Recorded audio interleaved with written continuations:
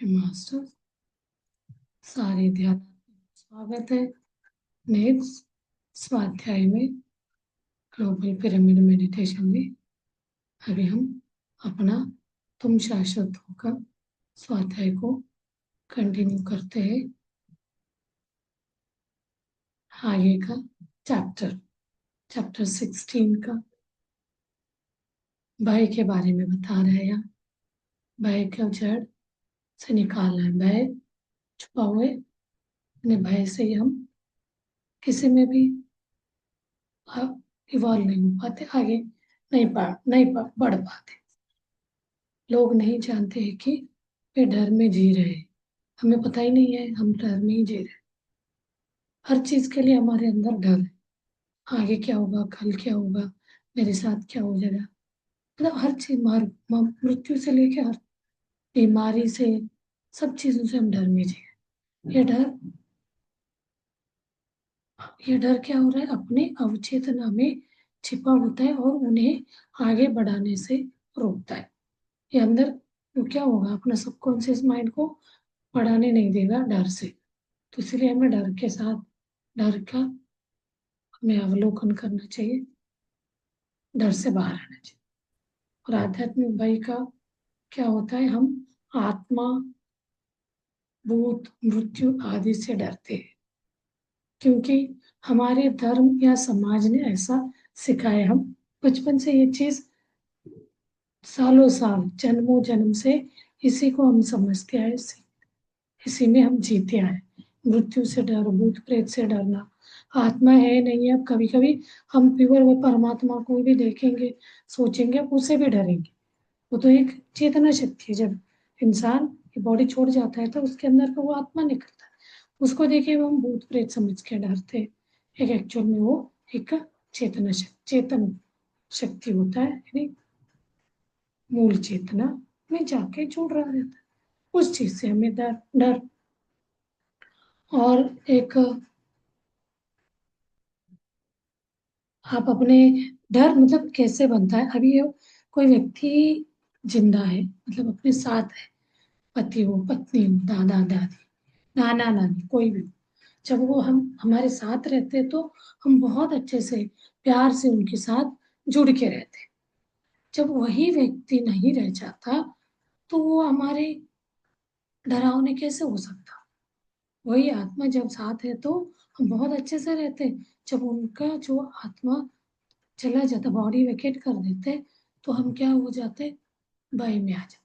कैसे ऐसे हो सकता है, सोचने वाली बात। इसमें हमें चिंतन करना चाहिए, हमारे सोच को, विचार को चेंज करना चाहिए। और इस दुनिया को छोड़ के जाएंगे, आउट ऑफ दिस वर्ल्ड का अर्थ क्या है, ध्यान या एस्ट्रल यात्रा से हम इस संसार से परे हो जा सकते। एस्ट्रल यात्रा करना मतलब इससे इस संसार को, इस भूलोक में जो है हम इसको छोड़ के जा सकते हो। एक बहुत सुंदर अनुभव है। हमें नए इसमें जाने में, एक वो छोड़ के दूसरे इसमें जाने में हमें चांस, एक अपॉर्चुनिटी समझ सकते, लेकिन हम उसको एक भय से लेते हैं। मृत्यु से मतलब ये शरीर छोड़ के जाना ही नहीं चाहता। जितना भी उम्र हुआ रहता है, बोलेंगे कोई व्यक्ति उनके आसपास में कोई खत्म होता है, बॉडी छोड़ के जाता है, इतना दुखी, अरे हमें भी जाना है, एक दिन जाने का ही है, सोचेंगे। लेकिन वो कुछ समय होने के बाद व्यक्ति चला गया, जब हमें जीना रहता है अकेले में, तब हम तैयार नहीं रहेंगे, कैसे भी हो जाए जाना, वो भी गए हमें भी जाना। ऐसे सोचते हैं, इधर गया उधर गया, मुझे कुछ हो गया तो, देखिए हो गया तो ही रियलिटी होना ही है वो, फिर भी हम डर जाते। हो गया तो वहां नहीं जाना, वहां कुछ हो जाएगा, मतलब हम अपने आप को ऐसे वीक बना लेते। वो जाना ही सच्चाई है, वो मृत्यु ही अपना सच्चाई है, वो रियलिटी है। और जब तक अपना जीवन का पाठ पूरे नहीं होते तो हम संसार छोड़ के नहीं जा सकते। कोई व्यक्ति गया, कोई आगे पीछे, कोई कितना मुश्किल इससे भी बच के आता है। अभी सबके दिमाग में होगा ये, जब अहमदाबाद का जो ट्रेजेडी है देखा सबने, एक व्यक्ति कैसे निकल के आता है जिंदा, क्योंकि उसका पूरा नहीं हुआ जीवन का, संसार में जीने का वो उनका पार्ट, जीवन का जो अवधि पूरी नहीं हुई थी, तभी वो इतना आग से भी निकल आया जिंदा।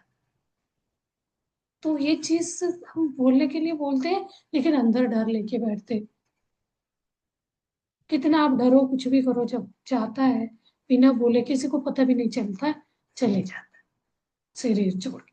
कोई कोई लोग जब जागृत अवस्था में रहते, वो तो बिल्कुल प्लान, मैं जा रहा हूँ, आप रेडी हो जाओ, ऐसे बोल के जाते एडवांस। और जब आगे हम देखें तो एक आध्यात्मिक कक्षा ये है, यहाँ हम के आत्मा को एक अनुभव कराने आए, पाठ सीखने के लिए आते हैं इस मनुष्य जीवन में। जो नहीं सीखते वो फिर से नहीं सीख पाए, कंप्लेन कर रहे, ये मुझे क्यों आया, ये नहीं आना था। तो हम उसमें कंप्लेन करते हुए रोते रहेंगे, तो फिर जन्म लेके उसको फिर सीखने आना पड़ेगा। जो भी आ रहा है अपने रास्ते में, अपने इसमें जीवन में, उसको हमें पाठ, अपना लेसन है, एक पाठ है, करके उसको सीखते हुए आगे बढ़ेंगे, तो हम इससे पूर्ण छुटकारा पाए। नहीं तो फिर आते रहेंगे। ये हमें याद रखना है। और दिन में कम से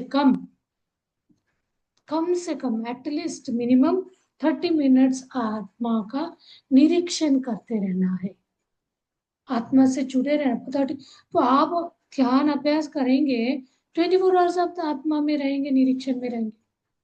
मैं आत्मा से इधर उधर तो नहीं हो गया, आत्म जागृति में ये है, ये वाला। तो हम निरीक्षण करने से, एनालाइज करने से हमें पता चलेगा हम कितने मिनट आत्मा से हटे थे। और इससे क्या होगा, आप इस संसार के पार के सत्य अनुभव कर सकते हैं। ऐसे जागृति रखने से इस संसार का पार करने का सत्य अनुभव को आप कर सकते हैं, अपने एक जागृत स्थिति में रहते हुए। और सच्चा दूर ज्योतिष है तो क्या करता है, सच्चा दूर ज्योतिषी आपके मन को नहीं पढ़ता, और ना ही वो ऐसा करना चाहता है, वो आपके मन को नहीं पढ़ेगा, और वो नहीं ऐसा करना चाहता सच्चा ज्योतिषी है। तो क्या करता है, आपको खुश करना है एक लेवल पे, आपको ये करेंगे तो ये आपको मिल जाएगा, आपको ये प्रॉब्लम चले जाएंगे, मतलब इस तरह का कुछ सच्चा नहीं, आपके मन को नहीं पढ़ पा रहा।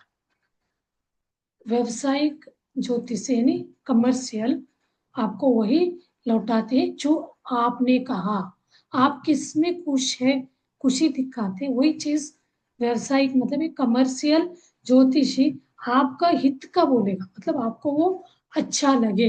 एक्चुअल आपका क्या है वो नहीं बताएगा, क्योंकि आपके मन में डर है, आपका कभी अभी मृत्यु होने वाला या कुछ आपके साथ गलत होने वाला, वो सच्चा आपको मन को पढ़ पा रहा है, तो वो नहीं बोल सकता। बोलेंगे तो आप उसको विश्वास नहीं करेंगे। तो आपको फेवर में, आपको बहुत अच्छा अच्छा होने वाला है, आप ये पूजा करो, आप ये चढ़ाओ, चढ़ाओ, ये बात धागा बांध दो, इतनी बार आप जाप करो, आपका सारे कष्ट दूर हो जाएंगे, आपको अच्छा जॉब मिलेगा। तो उससे आपको क्या लगेगा, आपका चाहत वही है। ऐसे बोलने से आपको उस पे विश्वास, सच्चाई और वो क्या है, रियलिटी नहीं समझ पा। और आत्मा के पास पाठ सीखते समय मुश्किल वैवाहिक या पारिवारिक संबंध पूर्ण जन्म की शिक्षा के बाद हो सकता है। आपके वैवाहिक जीवन में बहुत कष्ट है, मुश्किलें हैं, प्रॉब्लम्स है, तो वो सारे जो भी आपके संबंधों में जो तकलीफ मुश्किल हो रहा है, वो सारे पूर्व जन्म का ही पाठ है, शिक्षा का भाग है। आप जो बांध के लाए हैं वही आपके साथ हो रहा है। आपको मुश्किल है, बहुत अच्छे अच्छे जीवन चल रहा है, वो भी आप पूर्व जन्म पास्ट लाइफ का वो है। आपके जीवन में कष्ट है, अंडरस्टैंडिंग नहीं है पति पत्नी के बीच, तो वो क्या है, सोल प्लान, ऐसे पार्टनर को चूज करके ये चीज समझ के हम उनको एक्सेप्ट करेंगे एज इट इज, जैसे वो है वो। नहीं तो उनको कंप्लेन करते रहेंगे तो कभी भी हम अंडरस्टैंडिंग यानी शांति पूर्वक नहीं जी पाएंगे। और मृत्यु के बाद केवल प्रेम पूर्ण संबंध ही आत्मिक रूप से जुड़े रहते। जितने हम प्रेम, प्रेम यानी यहाँ अनकंडीशनल प्रेम, प्यार, लव, जो हम कोई अपेक्षा के बिना जो प्यार रखते, परिपूर्ण प्रेम, वही हम आत्मा रूप में जुड़े रहते। ये मृत्यु के बाद हमारे साथ आता है। जो कुछ एक्सपेक्टेशन, मुझे ये चाहिए, मैं इनसे प्यार करूंगा, मुझे ये देगा तो मैं इनसे प्यार करूंगी। कोई रिश्तेदार हो, मतलब साथ के रिश्तेदार हो, पति पत्नी हो, बच्चे हो, माँ बाप हो, कोई भी, सबके बीच एक डील के साथ हम जुड़ के प्यार प्रेम को दिखाएंगे तो वो अपने मृत्यु के बाद भी आपके साथ आएगा। जब आप अनकंडीशनल प्यार से बंध जाएंगे तो क्या है, आपके आत्मा के साथ जुड़ा रहेगा, अगले जन्म में आप मुक्त होके जाए। और लेखक इसमें यहाँ कहते हैं अंत में अपने आत्मिक को बंद करते हैं, जैसे एक विचारशील विश्रांति लेते हैं। तो यहाँ बोलते हैं आप अपने कर्मों को विचारशील विश्रांति लेते हैं, मतलब एक आप जो हो रहा है उसको होने देके एक अपने आप को विश्रांति इसमें रहेंगे तो वो आपका अंतिम अंत रहेगा जीवन का, विश्रांति। नहीं तो कोई कंप्लेंट करते हुए आप विश्रांत शांति जीवन ही नहीं जी सकते, हर में कुछ ना कुछ तनाव रहेगा। सभी अनुभव ज्ञान की रोशनी में समाहित होते जाना चाहिए। अनुभव ज्ञान, जो भी आप अनुभव एक्सपीरियंस को, विजडम को लेते जा रहे, उसमें आप समझते जाना है आगे। तो भय से मुक्त आत्मा के सबसे बड़ी बाधा, भय वाला आत्मा, हमें भय मुक्त जीवन जीना है। ध्यान और आत्म जागरूकता में उसे हराया जा सकता है, आत्म ध्यान करने से और आत्मा की जागृति में रहने से भय को हम हरा सकते हैं। पार्थिव रिश्ते आत्मा की शिक्षा का माध्यम, तो हमें शाश्वत नहीं हुए, टेम्पररी होता है जो भी हम जीवन में निभाते हैं उन्हें रिश्तों को, वो टेम्पररी। और आगे के लेसन में, चैप्टर में कहते हैं स्वप्न और एस्ट्रल यात्रा। स्वप्न क्या कहता है, जब हम सोते हैं हमारा एस्ट्रल शरीर यानी सूक्ष्म शरीर भौतिक शरीर से अलग होकर विभिन्न स्थानों पर जाता है। ये एक प्राकृतिक प्रक्रिया है, ये बोलते हैं नेचुरल स्थिति। हर एक इंसान का एस्ट्रल शरीर सोते समय शरीर को छोड़ के जाता है। और आप करेंगे, आप कोई कष्ट में है, आप कोई एक्सीडेंट में आपके साथ होता है, नहीं तो कोई हॉस्पिटल में है, आपको कोई ऑपरेशन हो रहा है, आपको एनेस्थेसिया दिया जा रहा है, या आप अंदर डर में है, बहुत आप फियर में या दर्द में है, तब वो एस्ट्रल बॉडी निकल जाता है। इस दर्द के बीच रहना ही नहीं चाहता, वहां से चला जाता है, तो घूम फिर के फिर वापस ड्रीम में, सबसे ज्यादा नींद में वो चला जाता है, जहां चाहे वहां घूम के वापस आ। सपनों में नग्नता जैसे अनुभव इसीलिए होते हैं क्योंकि एस्ट्रल यात्रा करते समय हम कपड़े पहनने की कल्पना करना भूल जाते हैं। कभी कभी आपको लगता होगा, कोई ऐसे एक्सप्रेस करता, कोई नहीं करता, हम नग्न जैसे, कोई कपड़े नहीं पहने। जब हम सपने में ऐसे लगता है, एस्ट्रल यात्रा करते समय आप अपने उस पर ध्यान ही नहीं देते, कपड़े पहनना नहीं पहनना, एक तो एक इमेज रहेगा, आपका सूक्ष्म शरीर रहेगा, तो उसमें कोई ये रहेगा ही नहीं, फिजिकल बॉडी ही नहीं रहेगा। तो वही क्या होता है, हम जब ये छह शरीर छोड़ जाते हैं, वहां तो एक अपना एक वो लाइट वाला वो रहेगा शरीर, तो उसको कोई पहनाव ये सब चीजें नहीं रहेगा, तो उसके मन में ये फीलिंग ही नहीं रहेगा। और एस्ट्रल लोक में जब हम हर चीज बहुत सुंदर, रंगीन, स्पष्ट होते हैं, दिखते हैं हमें, वहां की सृष्टि भौतिक दुनिया से कहीं अधिक तीव्र होती जाती है, अलग है और फास्ट। ये भौतिक दुनिया में जो हम देख रहे हैं वैसे नहीं रहेगा।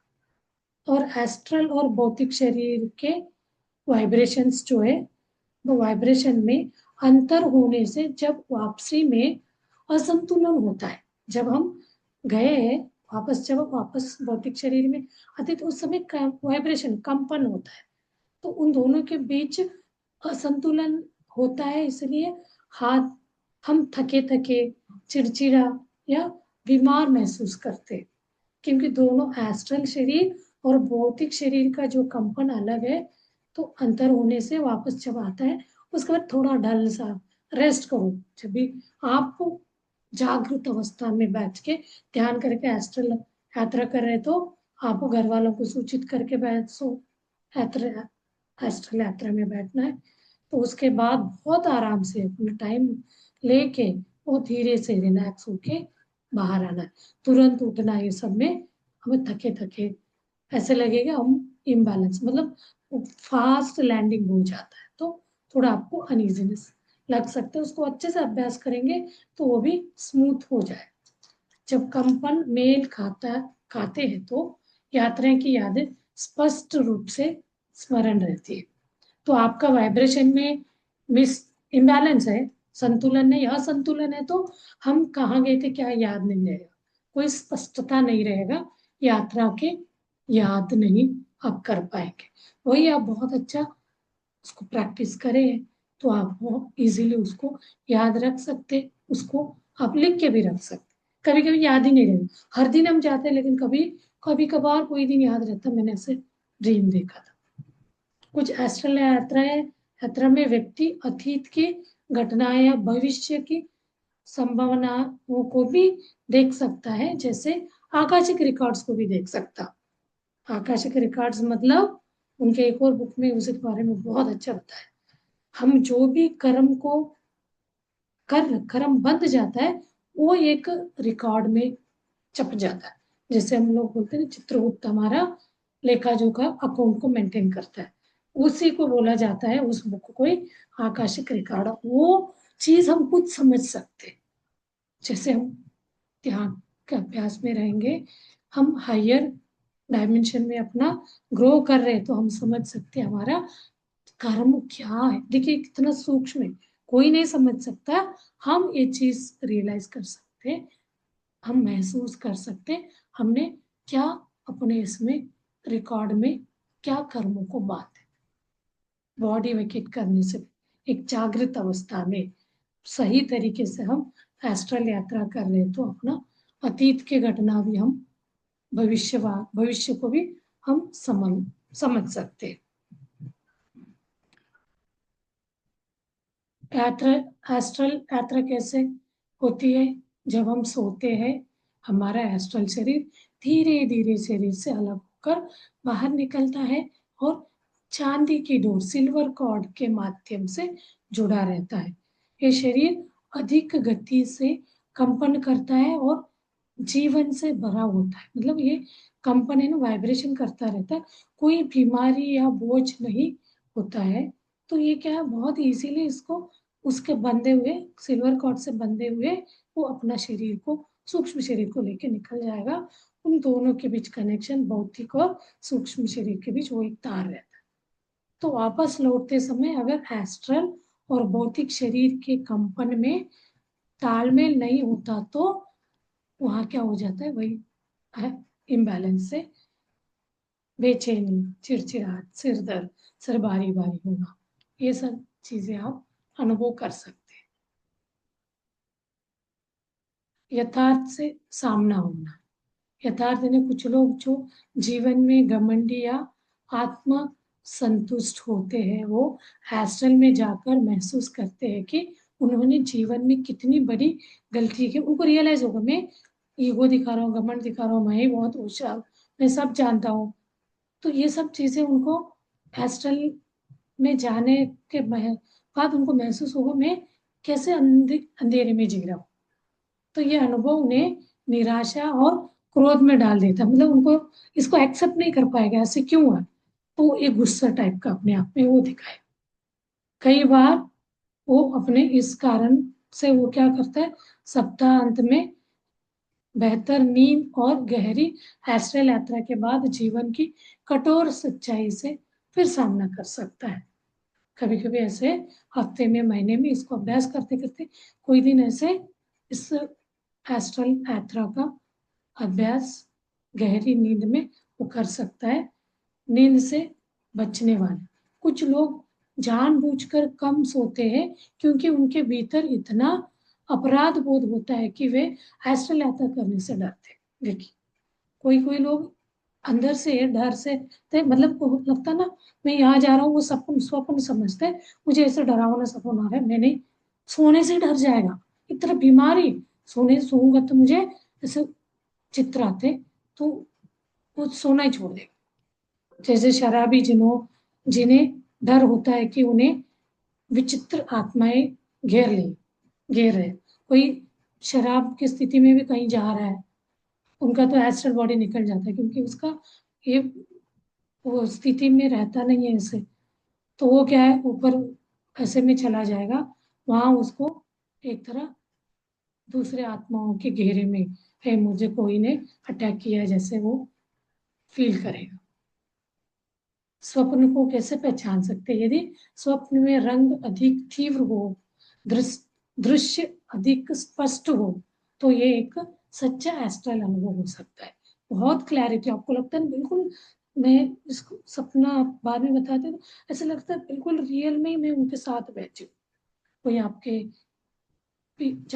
दादा दादी हो सकता है, एंसेस्टर हो सकता है, उनके साथ बैठ के बात करें, ये सब अनुभव होता है। हम मेरे साथ तो बहुत बार हम अपने पिता के साथ बैठ के बात किया, भैया ऐसे जिनसे बहुत कनेक्टेड, तो उनसे हम बैठ के बात करें, तब लगता है कहीं अंदर मन में, अरे ये तो हमें छोड़ के गया, बोल रहा है इतना अच्छा, ऐसे लगे वो रियल में हमारे साथ जी रहे।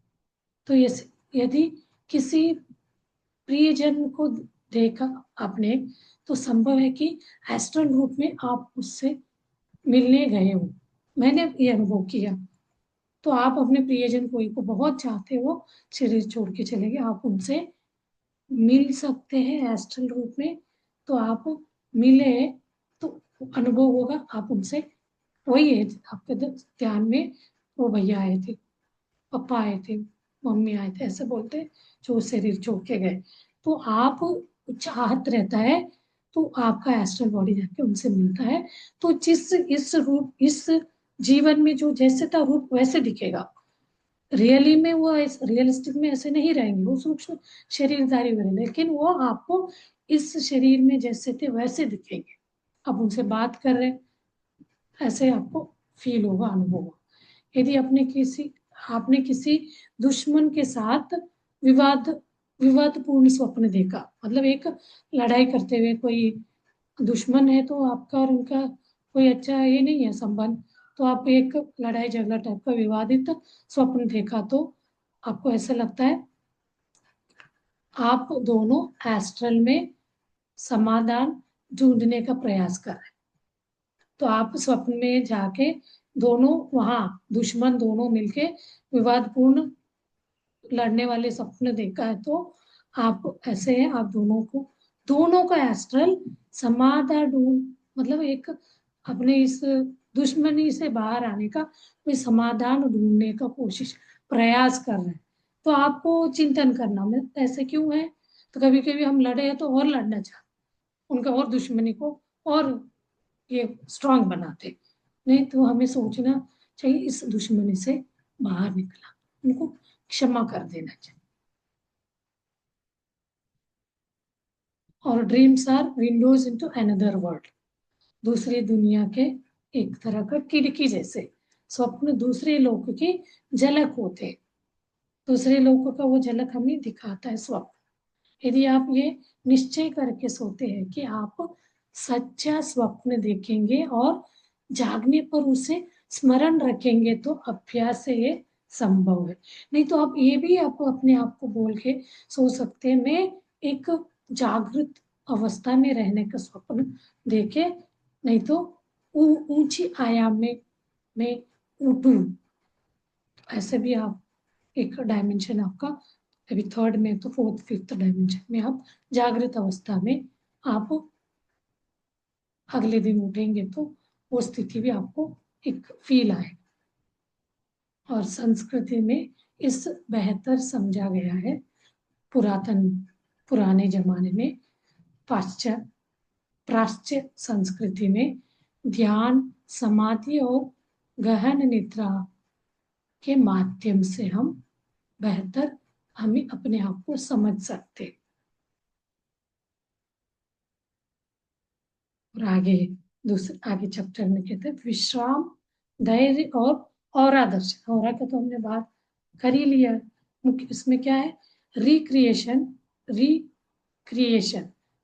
प्लस क्रिएशन, क्रिएट करने को, क्रिएशन हो रहा है उसी को हमें रिक्रिएट करना है। यानी विश्राम के साथ सही अर्थ है शरीर और मन को फिर से ऊर्जा से भरना है। शरीर और मन को, भौतिक शरीर और माइंड को क्या करना है? उसको ऊर्जावान बनाना है, रिक्रिएट करना है, मतलब उसको रिफ्रेश करना है।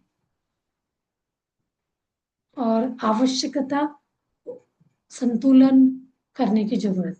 अधिक परिश्रम या अधिक सोचने से थकावट होती है और अपना एनर्जी ड्रेन होती है, जिससे आपको ऊर्जा कम होती जाए, सतत आपका ऊर्जा घटती जाएगी। उसी ऊर्जा को हमें कलेक्ट करने के लिए, हार्वेस्ट करने के लिए तो ध्यान करा जाता है।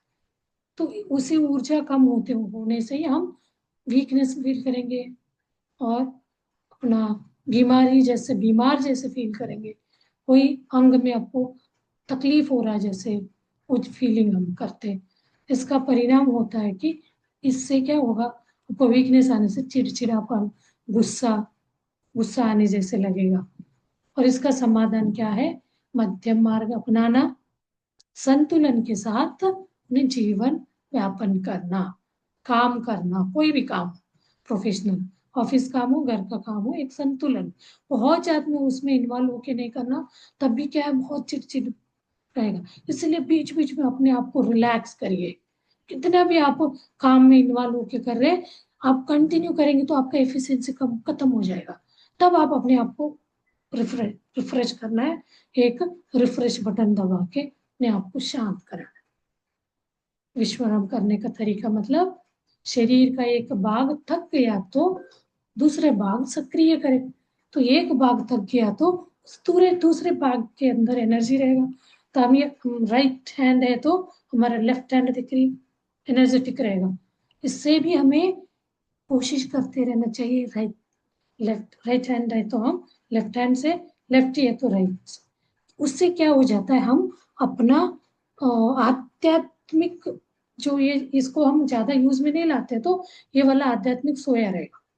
तो उसका सक्रिय करना, उसको जो शरीर थका है उसको ये वाला एक्टिव है। कौन सा पार्ट अब ज्यादा सोच रहे, ज्यादा काम कर रहे, दूसरा है लेकिन हम यूज नहीं कर रहे। तो जब ये थक जाता है तो उसको यूज करने का आदत। तो क्या है? अभ्यास। इस हाथ से लिखने का कोशिश करिए, इस हाथ से छोटे छोटे काम करने की कोशिश करिए। ये चीज मैंने अपने जीवन में, मुझे नहीं पता था उस समय, मैं बहुत डिजाइनिंग का काम करती थी, माउस चलाते चलाते मेरे पूरा शोल्डर पेन होता था। तो फिर मुझे काम तो करना रहता था, तब मैं धीरे धीरे इससे करने की कोशिश कर, माउस को यहाँ से ये वाले बटन इससे उंगली से दबाना रहता था ना, माउस को रख के मैं इस हाथ में लेके उल्टा दबाने से, ये वाले से ये इधर का बटन दबाना रिवर्स, ऐसे करके मैं अपने आप माइंड को बोल के रखा। नहीं तो मैं कीबोर्ड से काम करने का प्रैक्टिस करें, सॉफ्ट मतलब शिफ्ट दबा के ऊपर जाना नीचे जाना।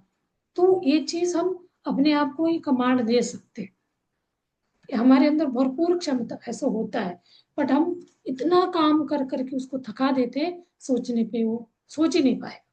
हमारे कोई अंग ऐसे है एक्टिव, उसका हम यूज ले सकते हैं। और ऑरा देखने की साधना, अधिक अधीर होकर जल्द परिणाम चाहने से, मतलब आपको लगता है ना ऑरा देखना एक क्यूरियोसिटी, बहुत जल्दबाजी से उसको देखने का आप कुछ अल्टरनेट ढूंढेंगे, वो सही नहीं है। जैसे मेडिकल या लॉ की पढ़ाई वर्षों लेते, मतलब 6 साल, 6 साल के ऊपर लगता है। कोई भी आपको मेडिकल पढ़ाई कर रहे हैं, लॉ की पढ़ाई कर रहे हैं, वैसे ही ऑरा दर्शन के लिए भी समय, श्रद्धा और धैर्य चाहिए। तो आप अभी सोचा आज ही दिखेगा नहीं, धीरे धीरे आपको इमेजेस दिखते दिखते उसको देखते जाएंगे तो आप ऑरा देख के खुद आप अपने आप को समझ सकते हैं आप क्या इससे जूझ रहे, अरे परेशानियों से। और प्रेरणादायक जीवन को हमें जीना है नहीं। ईगो एक महिला का अनुभव है, यूगोस्लाविया की महिला लेडी, वो मनुष्यों का, पशुओं का और वस्तुओं की ऑरा देख सकती थी। देखिए वो भी आप, वो प्राणियों का, पशु, कोई भी वस्तु आप देख सकते हैं। एक बार आप इसका कला सीख गए ना, उसका एक अपने आप में ऑरा रहता है, वो दिखेगा। पेड़ का, हमें पेड़ का प्रैक्टिस कराए, फॉरेस्ट में जाइए, आप पेड़ को देखते रह जाएंगे ना, उसका इमेज आपको दिखेगा ऑरा। कभी कभी वो दुखी है क्या, वो भी हमें पता चल जाए। तो वो लेडी का यहाँ बताया गया, उसने हर वस्तु का, हर मनुष्य पशुओं का भी देखती थी। युद्ध कला में भी उसने भय रहित होकर दूसरों की सहायता की। युद्ध में, युद्ध काल में, युद्ध जहाँ हो रहा था वहां उन्होंने दूसरों का हेल्प किया। उसका संदेश ये था, डर से जीवन नहीं, आत्मिक शक्ति से निर्भयता आएगी। डर से हम डरते जाएंगे तो हमारे अंदर कोई भी शक्ति नहीं मिलेगा, कोई इंट्यूजन, अतीन्द्रिय शक्ति। तो हमें आत्मिक शक्ति से ही हम निर्भय हो सकते हैं, हमारी अतीन्द्रिय शक्ति खुलेगा। ज्यादा नहीं, संतुलित बैलेंस जीवन जीना है। और देखने के लिए बहुत ज्यादा जल्दबाजी नहीं करना है, आत्मा के ऊपर, आत्मा जागृति में रहना है, धैर्य से प्रैक्टिस करते जाना। तो आगे का कल करते हैं। चलिए अभी ध्यान में बैठते हैं कि मास्टर्स धीरे धीरे ध्यान में, ध्यान स्थिति में आइए, अपने आप को सुखमय आसन में बैठ जाइए। धीरे धीरे पूरा शरीर को चक्करिए, ढीला छोड़िए, शांत कराइए। शांति, शांत, रिलैक्स, रिलैक्स होते जाइए। पूरा शरीर को शांत कराइए।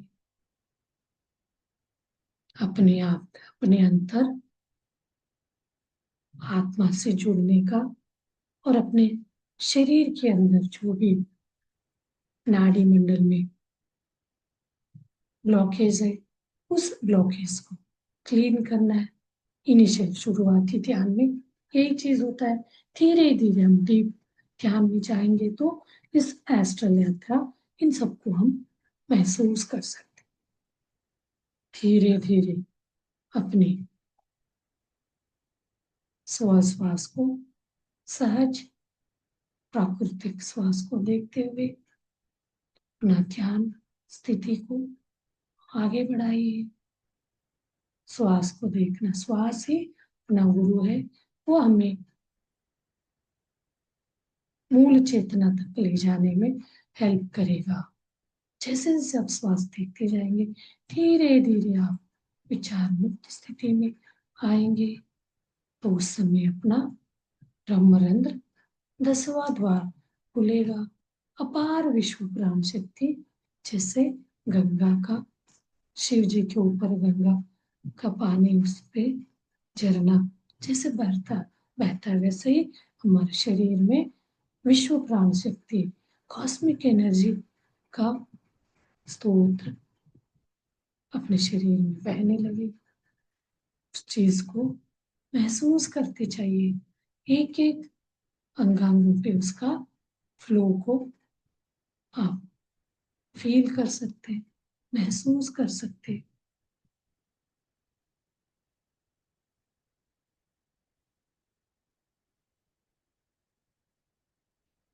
इस बीच में कोई आपका विचार को परेशान करने लगा तो क्या हो गया, मटेरियलिस्टिक और लॉजिकल सोच विचार आने लगा, तो फिर आप अपने सहज श्वास पे ध्यान लेके आएंगे। तो श्वासों को देखते देखते फिर वो अपने आप ये ब्रह्मरंध्र से जुड़ जाएगा, वो क्रिया कंटिन्यू होता जाएगा। तब आपका न रहेंगे आप, ना रहेंगे आपका श्वास। अपने ब्रह्म रंध्र से हम प्राण शक्ति को छोड़ के विश्व प्राण शक्ति के हम जुड़ जाएंगे। आपका श्वास यहाँ से शुरू हो जाएगा, 10वां द्वार ब्रह्म रंध्र से। वहां से श्वास लेना हम शुरू करेंगे, मतलब प्राण शक्ति को लेना छोड़ना। तो वो शक्ति हमारे पूरा शरीर का नाड़ी को शुद्धिकरण करेगा।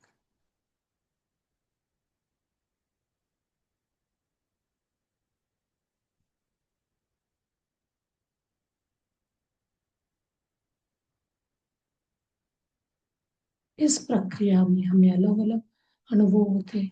कभी अनईजीनेस लगेगा, पसीना पसीना सा लगेगा, पूरा शरीर हिल रहा है, जैसे घूम रहा है, जैसे ऐसे वाइब्रेट हो रहा है, ऐसे झुकने जैसे भी होता है, क्योंकि हमारा शरीर बिल्कुल हल्का हुआ रहेगा, तब वो कैसे भी अपने आप मुड़ता जाएगा। तो ऊपर से आपका सूक्ष्म शरीर भी निकलता है तो शरीर से बाहर, तब और हल्का होते हुए वो झुकता है। कभी सामने झुकेगा, साइड में झुकेगा, तो आपको लगता है नींद में है। नहीं, वो एक समाधि स्थिति वाला ध्यान होता है।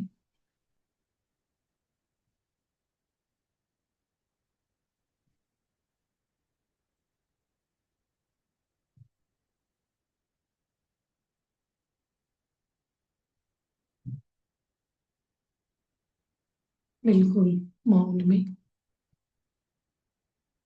साक्षी भाव से एक एक श्वास को देखते चलिए।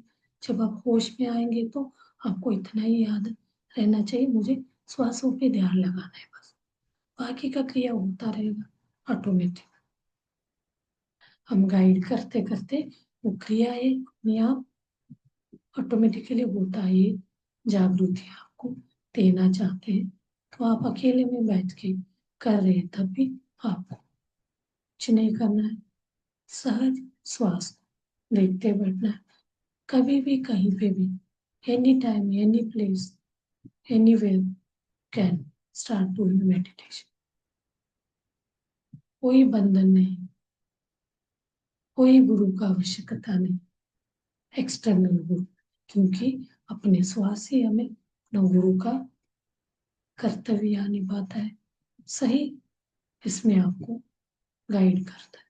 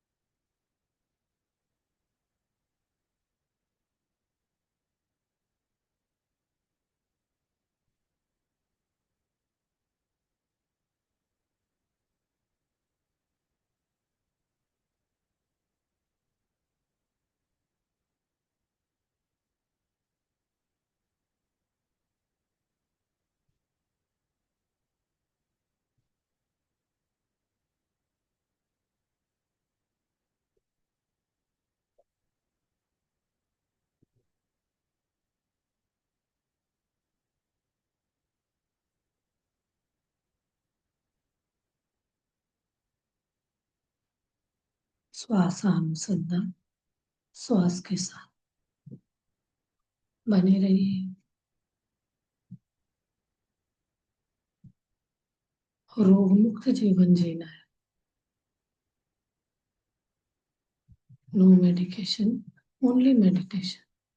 कोई मेडिसिन नहीं, हम ओनली हर रोग के लिए, हर तनाव के लिए एकमात्र औषध है, एकमात्र सलाह है ध्यान। सारे रोगों को निवारण करता है ये ध्यान। आती जाती श्वासों के साथ जुड़ना।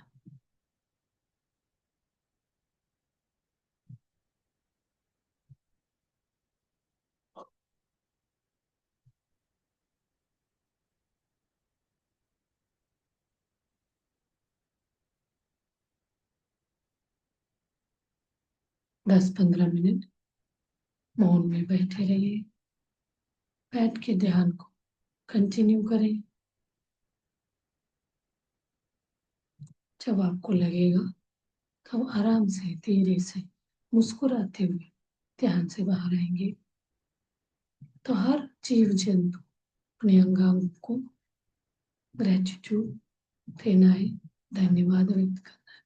अपने गुरुजनों को, अपने माता पिता को, हर जो वस्तु को हम यूज कर रहे हैं